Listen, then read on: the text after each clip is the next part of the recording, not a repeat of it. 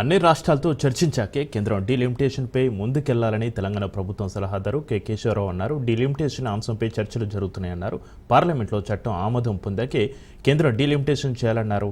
పార్లమెంట్లో దక్షిణాది రాష్ట్రాల భాగస్వామ్యం ఇంకా పెరగాలని ఈ సందర్భంగా ఆయన ఆకాంక్షించారు. కొన్ని రాష్ట్రాలు కేవలం సీట్ల గురించి మాత్రమే పోరాడడం లేదు, పార్లమెంట్లో తమ గళానికి ప్రాధాన్యత ఉండాలని అంటున్నాయని కేకే అన్నారు.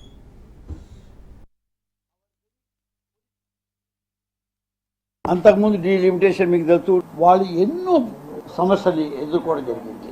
కారణం సింపుల్, మన కాన్స్టిట్యూషన్ ప్రకారము each man one vote and our very polity ఏ తీరుగా మనం గవర్నెన్స్ చేయాలనుకుంటున్నామో అది రిప్రజెంటేటివ్ ఉండాలి.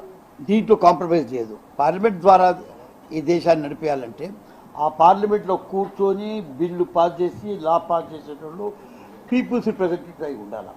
పీపుల్స్ రిప్రజెంటేటివ్లు కూడా వన్ మ్యాన్ వన్ ఓట్ ప్రకారమే పోవాలి. దాన్ని కూడా చేంజ్ చేయలేదు. అందరు చీఫ్ మినిస్టర్లు వచ్చారు కాబట్టి చాలామంది ఇండియాకి సంబంధం లేని పార్టీలు అన్నీ కలిసినాయి కాబట్టి మీరు పార్టీగా చూసి మా కిషన్ రెడ్డి గారు ఫర్ ఎగ్జాంపుల్ క్రిటిసైజ్ చేసిండ్రు.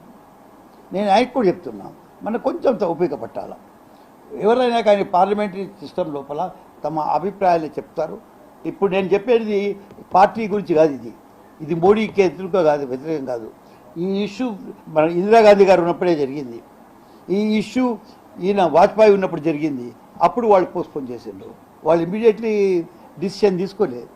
కాబట్టి కిషన్ రెడ్డి గారికి కూడా చెప్తున్నా, మా వీళ్ళకి కూడా చెప్తున్నాను, ఇమీడియట్లీ మీరు తొందరపడి ఏమీ చేసుకోకండి.